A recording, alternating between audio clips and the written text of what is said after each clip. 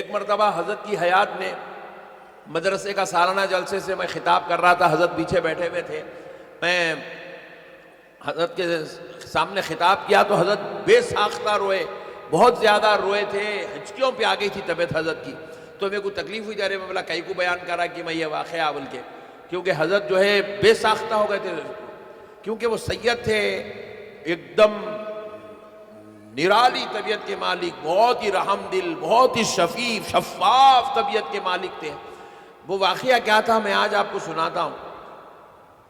حضرت نورانی پاشا صاحب قبلہ رحمۃ اللہ تعالیٰ علیہ کے مدرسے میں کچھ ایسے بچے بھی آ گئے تھے جن بچوں کے ماں باپ کا انتقال ہوگا تھا. ان کے خاندان والے ماموں چچا پھپھا اللہ کیا کرے، ارے پھٹے کہیں بھی نہیں پلتے یہ بول کے کیا کرے، لا کے نورانی پاشا صاحب کے مدرسے میں ڈال کے چلے گا. چچا لایا ایڈمیشن کرا چلے گا، ماموں لایا ایڈمیشن کرا چلے گا، کیونکہ وہ بچے ان کے لیے عذاب بوجھ بن گئے تھے. ماں باپ کے مرنے کے بعد یتیموں کے ساتھ کون حسن سلوک کرتا؟ تو بہت کم ہے اللہ کے لال جو حسن سلوک کرنے والے ہیں. ابھی بھی دیکھیے آپ، کووڈ میں کئی لوگوں کا انتقال ہو گیا، ان کی نسلیں آج جو ہے در در بھٹک رہی ہے. چچا بھی ہے، ماموں بھی ہے، خالو بھی ہے، پھپھا بھی ہے، مگر کوئی ان کے سر پہ ہاتھ رکھنے، وہ یتیموں کے سر پہ ہاتھ رکھنے تیار نہیں ہے. لیکن ہاں کچھ اللہ کے لال ایسے بھی ہیں جو رسول اللہ کی اس حدیث پر عمل کرتے ہیں. نبی مکرم علیہ الصلوۃ والسلام نے ارشاد فرمایا کہ بروز محشر میں اور یتیموں کی کفالت کرنے والے جب ملاقات کریں گے تو میں ان کی شفاعت کرا کے جب ان کو جنت میں لے جاؤں گا تو حضور ارشاد فرماتے ہیں ان یتیموں کی کفالت کرنے والوں سے میں جنت میں اس طرح ملاقات کروں گا. حضور اپنے دونوں ہاتھوں میں ہاتھ ڈال کے ایسا فرمائے میں ان سے ایسے ملاقات کروں گا. صحابہ کے سامنے حضور ارشاد فرمائے ایسے ہاتھوں میں ہاتھ ڈال کے حضور فرمائے میں ان سے ایسے ملاقات کروں گا یتیموں کی کفالت کرنے والوں سے. تو لائے اب مدرسے میں چھوڑ دیے. اب شعبان المعظم میں شب برات کے بعد جو ہے مدرسے کو چھٹیاں ملتی تھی، 14-15 شعبان کے بعد مدرسے کو چھٹیاں مل گئے. وہ بچہ ہے ان کے والد آئے لے گئے، وہ بچے کو والدہ آئے لے گئے، ان کو نانا آئے لے گئے، دادا آئے لے گئے، رشتہ دار آئے، پورے 270 بچے ادھر ادھر ہو گئے.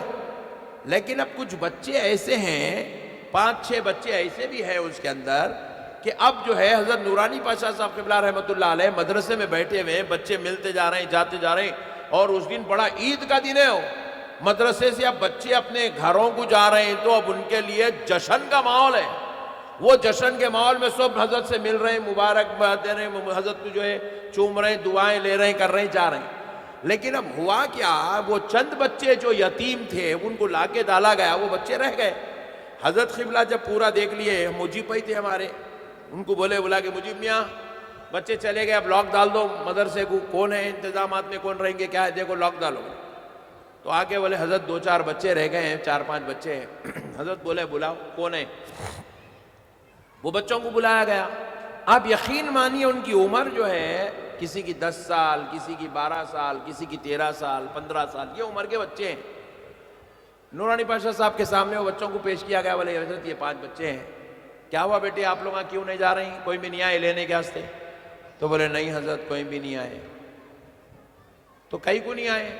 تو بولے ہمارے امی ابا کا جب انتقال ہو گیا، پہلے والدہ کا ہوگا تھا، والد کا ہوا، پہلے والد کا ہوا تھا، بعد میں ہر بچہ اپنا اپنا سنا. اس کے بعد ماموں چچا ہما کو لا کے یہاں ڈال دیے. اس کے بعد کبھی آگے ہما کو پوچھ کے نہیں دیکھے. 6 مہینے ہو گئے، 8 مہینے ہو گئے، نہ ماموں پوچھے نہ چچا پوچھے. آپ ہمارے اوپر رحم کریے، ہمارا کوئی گھر نہیں ہے، آپ اجازت دیے تو ہم لوگ یہاں رہ لیتے، ہم لوگ یہاں کچھ بھی ایڈجسٹمنٹ کر کے کھا لیتے. تو حضرت کی آنکھوں میں آنسو آ گئے. حضرت قبلہ فرمائے دیوانے بچے تم لوگ ایسی بات کیوں کر رہے ہیں، چلو میرے ساتھ بول کے مجھے بھائی کو آرڈر دیا. بولے جاؤ آٹو لے کے آؤ. آٹو میں وہ بچوں کو بٹھائے، بابا بنک حافظ بابا نگر سے لا کے اپنے گھر میں 1.5 مہینہ وہ بچوں کو رکھ لیے، ان کو کھلائے پلائے، کپڑے بنائے، ان کے سروں پہ ہاتھ رکھ کے بولے آج سے میں تمہارا باپ ہوں بول کے بولے. ایسی طبیعت کے مالک تھے حضرت نورانی پاشا صاحب قبلہ رحمۃ اللہ علیہ. ایک مرتبہ بھی پلٹ کے نہیں سوچتے تھے کیسا ہوں گا کیا ہوں گا. آپ کے گھر میں 4 جنے آ گئے، ہاں ہم 4 مرتبہ سوچ رہے کیا ہے رے بڑے بھائی نے شام میں بھی کھاتا کرتے، اب صبح میں بھی کھاتا کرتے، اب اس کو دوپہر میں بھی کھانا کھلانا کرتے ہیں، نہاری کلچے ہونا، اب اس کو مٹن ہونا، انہیں مردہ نکال دے رہا میرا. پہلے تو آپ اگر راضی بھی ہو گئے نا تو گھر میں بھابھی ہے نہیں، انہوں ہمارا مردہ نکال دیتے. ہما کو احساس ہوتا ہم لوگ کا یتیمہ ہے بلکہ یہ حالت ہو جاتی. مگر حضرت نورانی پاشا صاحب قبلہ رحمۃ اللہ علیہ کے ساتھ رہنے والوں کو اللہ کی قسم یہ محسوس نہیں ہوتا تھا. کیوں نہیں ہوتا تھا؟ میں ایک بات آپ کو عرض کرتا ہوں. ہم لوگ حضرت نورانی پاشا صاحب قبلہ رحمۃ اللہ علیہ کے گھر میں رہے. یہ امان بھائی کی میری دونوں کی ایج ایک ہی ہے. انہوں میرے سے جو ہے مئی 1979 کے ہے, میں مارچ 1979 کا ہوں. میں مارچ میں آیا دنیا میں, مئی میں آئے, اتنا ہی فرق ہے بھائی. یہ الگ بات ہے حضرت کو بچے زیادہ ہے, میرے کو کم ہے. مگر جو ہے ہم حضرت کے گھر میں رہے, نورانی پاشا صاحب قبلہ رحمۃ اللہ علیہ کے گھر میں رہے. قسم خدا کی آپ سے میں عرض کر رہا ہوں, میں 9 سال حضرت کی صحبت میں رہا. کسی ایک دن بھی میرے کو محسوس نہیں ہوا کہ امان الگ ہے اور میں الگ ہوں. میرے کو ایسا محسوس ہی نہیں ہوا. ہر وقت نورانی پاشا صاحب قبلہ کی شفقت کا یہ عالم تھا.